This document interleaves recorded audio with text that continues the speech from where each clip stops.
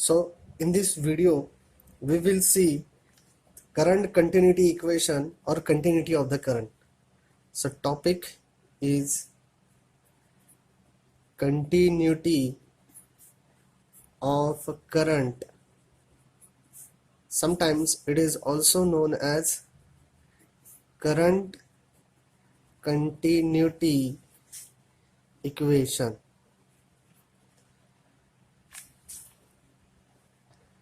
Now this current continuity equation or continuity of the current basically depends upon on principle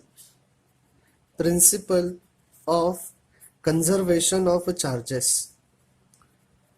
Conservation of charges.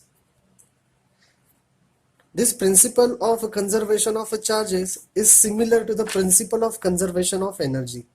We know that as per the principle of conservation of energy, energy can neither be created nor be destroyed.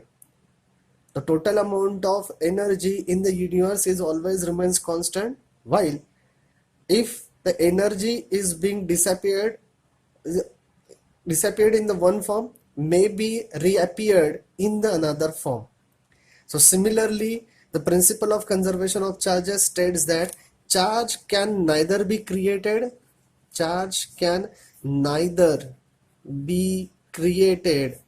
nor be destroyed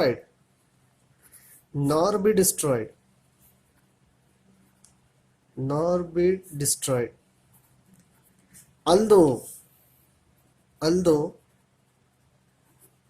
equal amount of positive and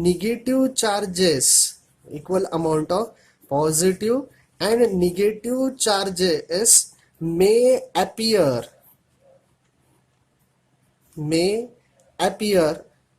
from the separation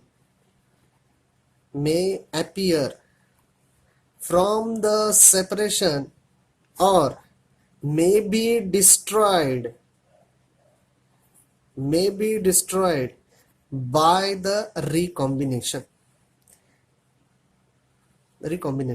So this is nothing but what your principle of conservation of charges.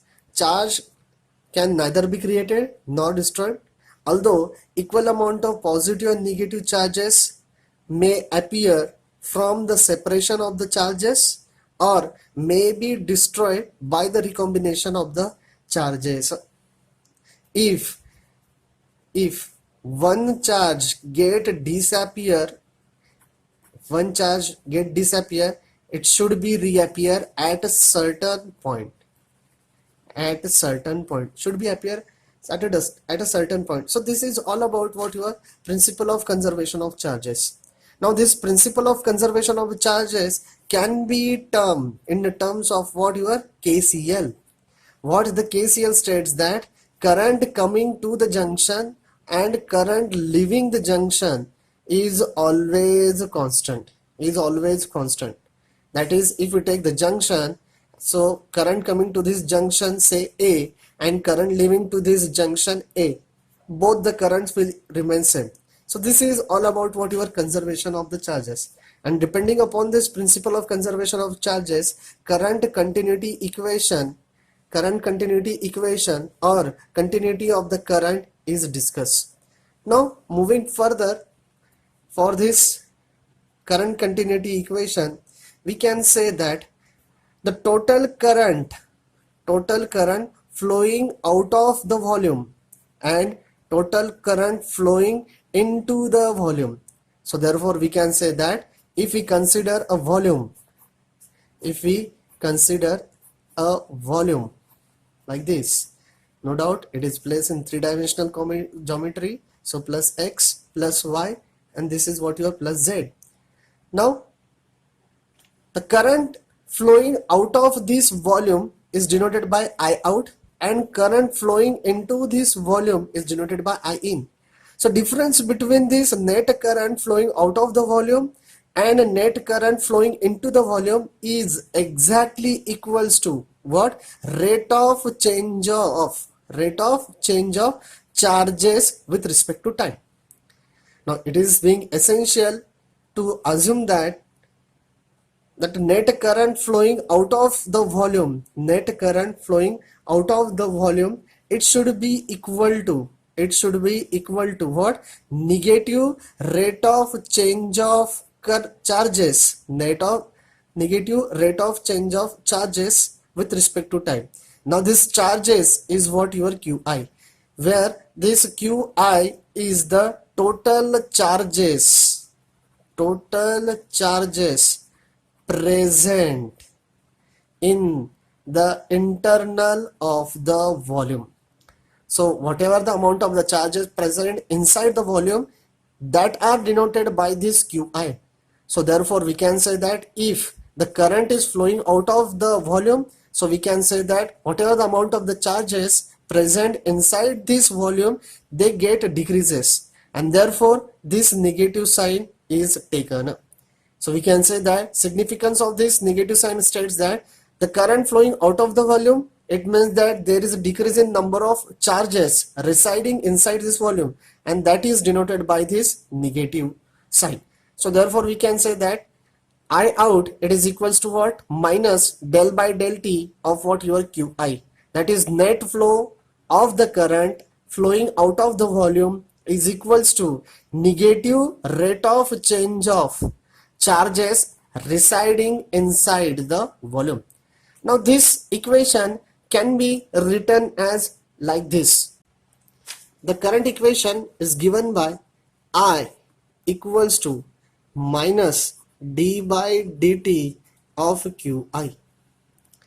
But at the same time, this current can be expressed as surface integral of j bar dot ds bar, because we know that in the previous lecture we had seen the significance of this j bar. So this j bar is nothing but your current density vector and is given by current divided by what? Your surface area.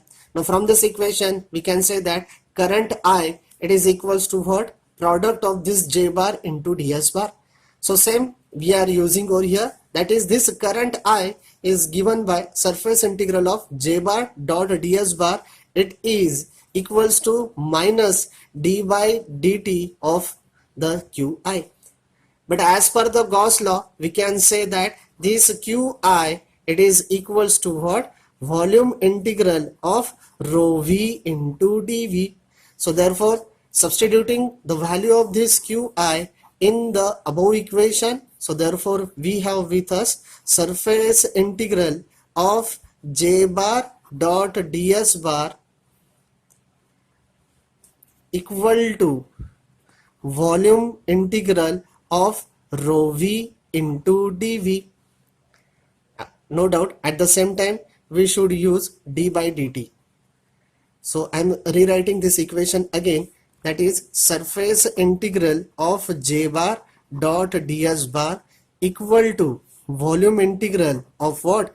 D by dt, and this qi which is equals to what? Volume integral of rho v dv. So therefore can be written over here as rho v into dv. Now as per the divergence theorem, we can say that this surface integral can be converted into your volume integral. So therefore can be written as volume integral del bar dot j bar into dv equals to volume integral of d by dt into rho v into dv. Now if we keep the surface equals to constant, that is the volume which are being we used for the current continuity equation, if this surface is kept constant, then this derivative gets converted into partial derivative,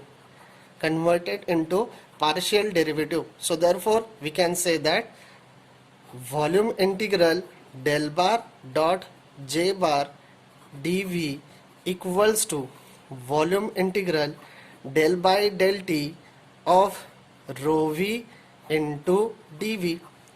Now the volume integral on the both side will cancel each other, at the same time dv will cancel each other, left behind that is del bar dot j bar equals to minus del by del T into rho V, and this is the current continuity equation. Thank you.